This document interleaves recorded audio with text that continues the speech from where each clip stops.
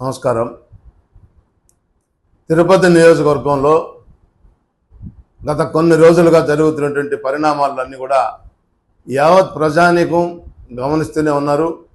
ముఖ్యంగా మనం ఒకటి తెలుసుకోవాల్సిన విషయం ఏంటంటే, ఈ ఆధ్యాత్మిక నగరమైనటువంటి పవిత్ర పుణ్యక్షేత్రమైనటువంటి తిరుపతి నియోజకవర్గం చాలా ప్రశాంతంగా ఎంతోమంది రాజకీయ పార్టీలు కానీ ఎంతోమంది రాజకీయ నాయకులను చూసినటువంటి ప్రదేశం ఈ తిరుపతి నియోజకవర్గం.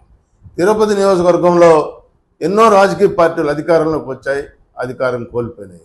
అధికారంలో ఉన్నప్పుడు ఉన్నటువంటి ఆనాటి ఎమ్మెల్యేలు కావచ్చు, ఓడిపోయినటువంటి ఆనాటి నాయకులు కూడా ఎంతో సఖ్యంగా ప్రజలకు ఏదైతే అవసరమో దాని వరకే ప్రజా సంక్షేమ కార్యక్రమాలు కావచ్చు, తిరుపతి నియోజకవర్గం అభివృద్ధి కార్యక్రమాలు కావచ్చు, అవన్నిటి కూడా ముందుకు తీసుకెళ్తూ మేము చేసినటువంటి అభివృద్ధికి ఓటేయండి, మేము చేసినటువంటి సంక్షేమానికి ఓటేయండి అని చెప్పి ఆనాడు రాజకీయ పార్టీలన్నీ కూడా వ్యవహరించడం జరిగింది.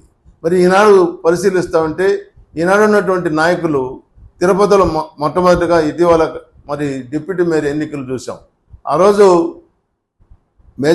ఒకే ఒక్క కార్పొరేట్ ఉన్నటువంటి తెలుగుదేశం పార్టీలో అధికారం వచ్చిన వెంటనే డిప్యూటీ మేయర్ అభినయ్ రెడ్డిగా ఉన్నటువంటి వారు ఆ రోజు రిజైన్ చేసి శాసనసభ ఎన్నికల్లో పోటీ చేయడం జరిగింది. మరి దాని తర్వాత ఖాళీ అయినటువంటి డిప్యూటీ మేయర్ ఎన్నికల్లో సింగిల్ కార్పొరేట్ ఉన్నటువంటి వ్యక్తిని తీసుకొచ్చి అధికారం ఉందని చెప్పి మరి అధికారంలో ఉన్నటువంటి మంత్రులు కావచ్చు, ఇన్ఛార్జ్ మంత్రులు కావచ్చు, తిరుపతిలో ఉన్నటువంటి నాయకులు కావచ్చు, అందరూ కూడా గుమికొడి ఆ పదవిని చేపట్టేదానికి ఎంతవరకు దుర్వినియోగం చేశారో ఈ తిరుపతి మొత్తం రాష్ట్ర ప్రజలు కూడా గమనించడం జరిగింది.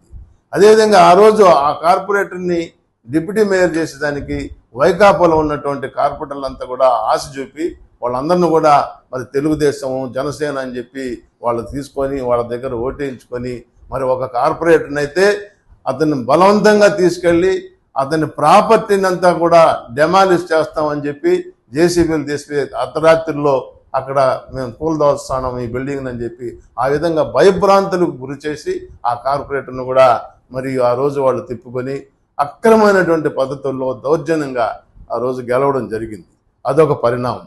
దాని తర్వాత కూడా చూస్తూనే ఉన్నాం, తిరుపతిలో ఎక్కడైతే సమస్య ఉంటుందో ఆ సమస్యను పరిష్కారం చేసేదానికోసం ఈనాడు వైఎస్ఆర్సీపీ తిరుపతి నియోజకవర్గ సమన్వయకర్త అభినయ్ రెడ్డి గారు కావచ్చు, అదేవిధంగా మాజీ శాసనసభ్యులు తిరుపతి మరి దేవస్థానం చైర్మన్ అయినటువంటి భూమన కరుణాకర్ రెడ్డి గారు జిల్లా అధ్యక్షుడిగా జిల్లాలోని అన్ని నియోజకవర్గాల్లో పర్యటిస్తుండగా అభినయ్ రెడ్డి గారు తిరుపతి నియోజకవర్గంలో 50 డివిజన్లలో ఎక్కడ ఏ సమస్య వచ్చినా కూడా ఆ సమస్యని పరిష్కారం చేసేదానికోసం అధికారం లేకపోయినా కూడా అధికారుల చొరవతో ప్రజల్ని మరి ఆకర్షితులు చేసి ఆ సమస్య పరిష్కారం వైపు నడుస్తూ ఉంటే అది సహించలేనటువంటి తెలుగుదేశం కావచ్చు, కూటమి నాయకులు కావచ్చు, ఎవరైనా కావచ్చు, దాన్ని సహించలేక ఏ విధంగానైనా మరి వీళ్ళని అణగదొక్కాలా, ఈ పార్టీని అణగదొక్కాలని చెప్పి రాష్ట్ర అధినాయకత్వం కూడా మరి తిరుపతిలో భూమన కరుణాకర్ రెడ్డి కుటుంబం మళ్ళీ అధికారంలోకి వస్తుందేమో అనేటువంటి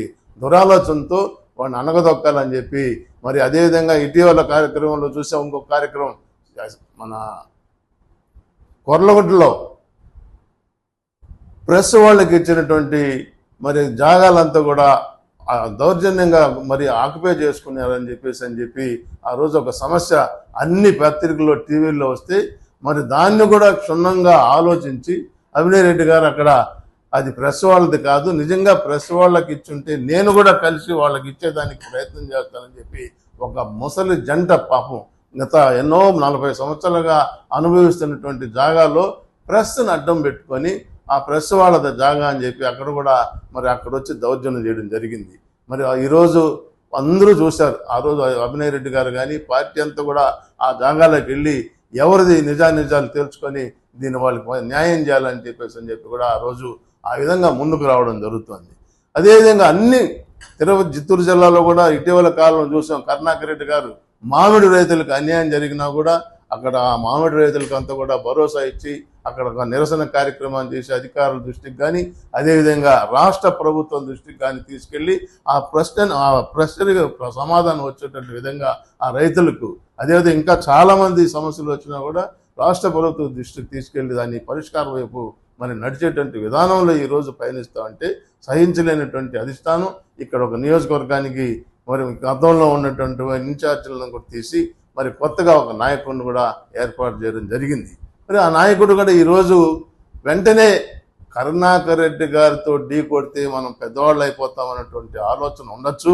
కానీ కరుణాకర్ రెడ్డిని ఢీ కొట్టినంత మాత్రాన నాయకులను కాలేము. మనం ప్రజల్లోకి వెళ్ళాలి. ఈనాడు ప్రజలు ఎదుర్కొన్నటువంటి సమస్యలను పరిష్కారం వైపు తీసుకెళ్ళాలి. ఇప్పుడు నిన్న తల్లికి వందనం వేశారు. ఆ తల్లికి వందనం గతంలో అమ్మఒడి కార్యక్రమం కింద మరి జగన్మోహన్ రెడ్డి గారు కూడా ఆ రోజు 15,000 ఇవ్వడం జరిగింది. మరి దాని పేరు మార్చి ఈరోజు తల్లికి వందనం అని చెప్పి నిన్న మరి అందరికి కూడా 13,000 రూపాయలు ఇవ్వడం జరిగింది. చాలా మందికి మన చిత్తూరు జిల్లాలో కావచ్చు, తిరుపతిలో నియోజకవర్గంలో కూడా చాలా మంది కూడా తల్లికి వందనం లాంటి కార్యక్రమంలో ఎవరు కూడా లబ్ధిదారులు అర్హులైనటువంటి వారు ఉన్నా కూడా వాళ్ళకి అందనటువంటి పరిస్థితులు ఉన్నాయి. అదేవిధంగా ఇంకా చాలా కార్యక్రమాలు మరి ఈనాడు వాళ్ళు అందిస్తున్నటువంటి సంక్షేమ కార్యక్రమాలు ఎవరికైతే అందలేదో మరి గతంలో ఎంతో మంది అడిగిన వెంటనే కూడా పెన్షన్స్ ఇచ్చినటువంటి సందర్భాలు ఉన్నాయి భరోసా కార్యక్రమం కింద. ఈరోజు 2 సంవత్సరాలు దాటినా కూడా ఎవరు కూడా కొత్త పింఛన్ అనేటువంటి ఇచ్చినటువంటి సందర్భం లేదని చెప్పి కూడా ఈ సందర్భంగా మనం తెలియజేస్తాను. కాబట్టి నాయకుడు అనేటువంటి వాడు ఈ రకంగా ఆలోచించి ప్రజల వైపు ఆకర్షితులై ఆ విధంగా మన్ననలు పొందాలి. కానీ కరుణాకర్ రెడ్డి గారు ఎప్పటి నుంచో దశాబ్దాల నుంచి అనుభవిస్తున్నటువంటి భూముల మీద గతంలో ఎవరో ఆక్యుపై చేశారనే ఆరోపణలు ఉన్నదని చెప్పి మరి ఆ భూములంతా కూడా దౌర్జన్యంగా అధికారం అడ్డం పెట్టుకొని అధికారుల దగ్గర దౌర్జన్యంగా కూల్చడం సమంజసం కాదు, సరైనటువంటి విధానం కాదని చెప్పి కూడా ఈనాడు జరిగినటువంటి సమన్వయ కమిటీలో కూడా మేమందరం కూడా చర్చించి అందరం కూడా దాన్ని ఖండిస్తాను, గర్హిస్తాను. కాబట్టి ప్రజలు కూడా గమనించాలా.